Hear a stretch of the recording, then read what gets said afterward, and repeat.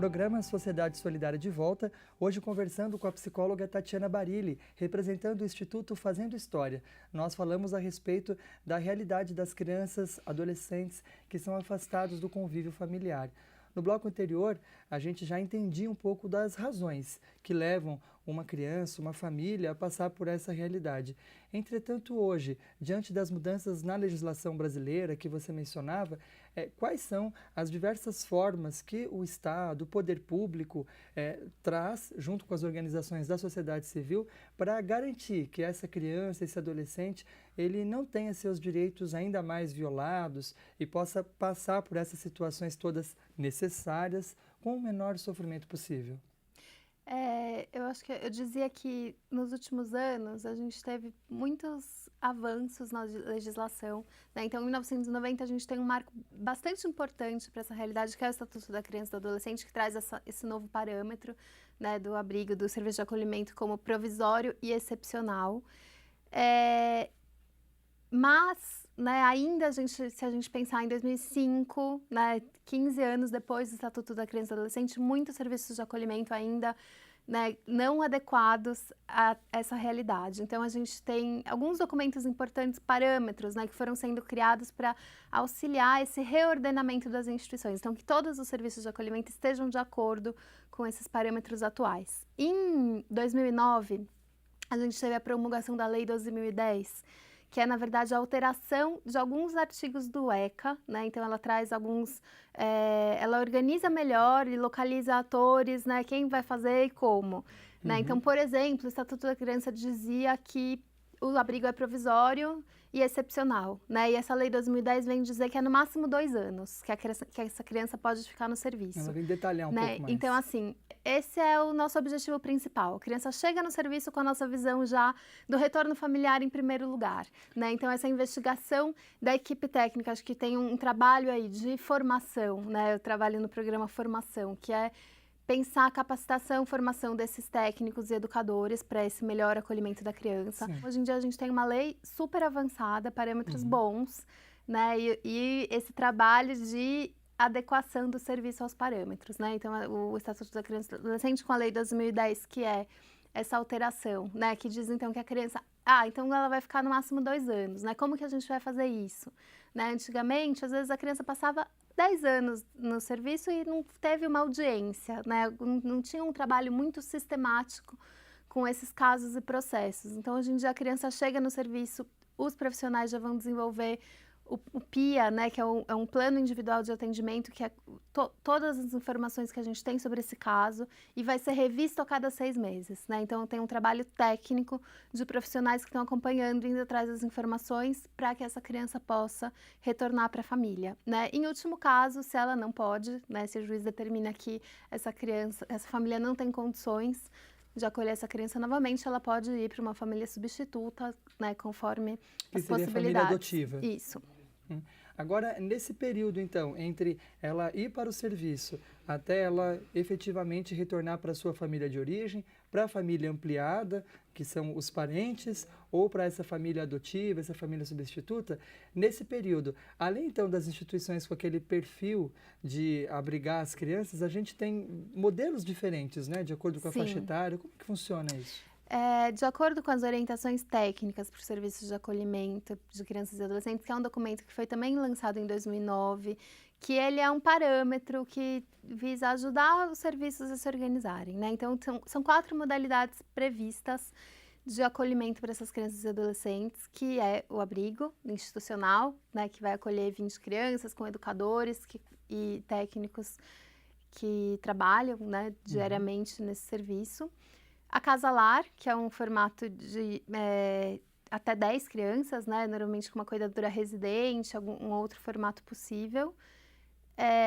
A família acolhedora, que, né, ao invés da criança ir para uma instituição, ela vai para uma família que é cadastrada, que participa de um programa e acolhe essa criança, não é uma adoção, é como se ela fosse um abrigo, mas a criança fica na casa da família, né? Então a família também passa por um processo de acompanhamento. E acolhe essa criança, enquanto também a equipe do programa de família acolhedora vai trabalhar com a família, né? Então, hoje em dia é um programa muito indicado para crianças, para bebês, né? Acho que tem um movimento grande de não institucionalização dos bebês, então essa é a melhor opção nesse caso. E a outra modalidade que é a República Jovem, né, para os adolescentes que saem dos serviços. É interessante que você contou, então, que há diversas modalidades de serviço de acolhimento. O Instituto Fazendo História, ele trabalha junto a essas instituições públicas, privadas, que desenvolvem esse tipo de trabalho.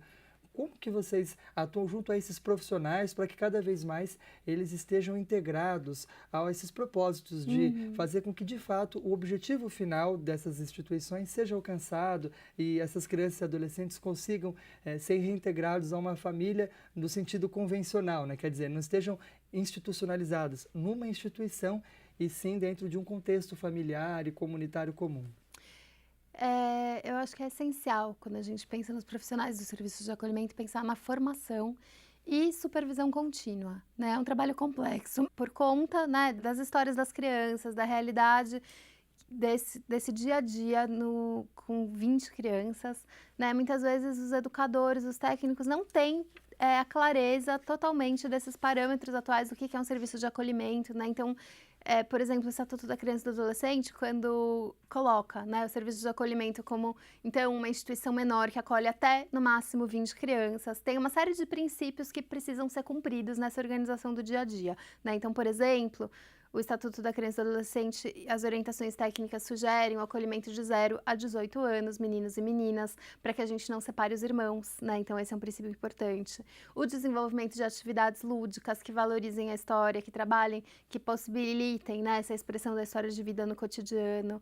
A organização de objetos pessoais para as crianças e para os adolescentes, roupas, brinquedos, né? Então, tudo isso como é pensada a organização dessa rotina, os profissionais precisam de ajuda para se organizar a partir desses parâmetros, né? Então, acho que tem uma questão importante na formação desses profissionais, que é o conhecimento, né, de todos os parâmetros, que realidade é essa. Então, é importante que haja essa formação e o alinhamento das ações no cotidiano da equipe inteira, para que as atuações sejam pautadas num parâmetro profissional e não pessoal. Tatiana, quem nos acompanha, quer saber mais sobre o tema, como pode fazer? Para mais informações, é só acessar o site do Instituto Fazendo História. Lá a gente tem informações de todos os programas e também quem deseja participar como voluntário é o www.fazendohistoria.org.br. Como você se sente como ser humano, além de profissional, de ter participado de tantas histórias de vida de crianças, adolescentes que em algum momento da sua vida passaram por uma instituição? É muito gratificante poder atuar, né, com essa perspectiva da transformação, da adequação dos parâmetros, da superação, né? Então é muito gratificante poder acompanhar essas diversas histórias durante esses anos todos. Por isso que nós convidamos você que nos acompanha a buscar também, na sua realidade, no seu dia a dia, fazer a sua parte para que possamos proporcionar cada vez mais a crianças e adolescentes que, porventura, tenham sido afastados do convívio familiar, que tenham melhores condições de vida. Eles e todas as crianças e adolescentes que devem ter os seus direitos respeitados, assim certamente cumprirão seus deveres. Para finalizar o programa de hoje, nós dedicamos ao seu coração, amigo telespectador, amiga telespectadora, a você também, Tatiana, uma mensagem do artigo Criança, um expoente da natureza, artigo do escritor Paiva Neto, diretor-presidente da LBV, no qual ele se refere inclusive a uma data muito importante do nosso calendário, o dia 4 de junho, Dia Internacional das Crianças Vítimas de Agressão. Ele vem comentando a respeito do grave problema da violência contra as crianças e adolescentes, que se manifesta pelo descaso, pela exploração, pela omissão, entre tantos fatores. E então destaca: atuar incansavelmente pelo bem-estar das famílias, em especial de crianças e adolescentes em risco social, é uma das principais atribuições da Legião da Boa Vontade há mais de 6 décadas. O esclarecimento das massas pelo prisma da espiritualidade ecumênica é outra relevante missão sua. É essencial reconhecermos que, acima de tudo, temos deveres espirituais. Assim, os direitos humanos serão respeitados e sua integridade. E é com essa mensagem que nos convoca a pensarmos também nos nossos deveres solidários, de uns para com os outros, que nós encerramos mais essa edição. O programa de hoje fica por aqui. Hoje conversamos com a psicóloga Tatiana Barilli, representando o Instituto Fazendo História. E esse tema, o nosso dever para com crianças e adolescentes do nosso país, é muito abrangente. E por isso voltaremos a falar sobre ele em futuras edições. A você, o nosso muito obrigado por ter estado hoje conosco e até a próxima edição do Sociedade Solidária.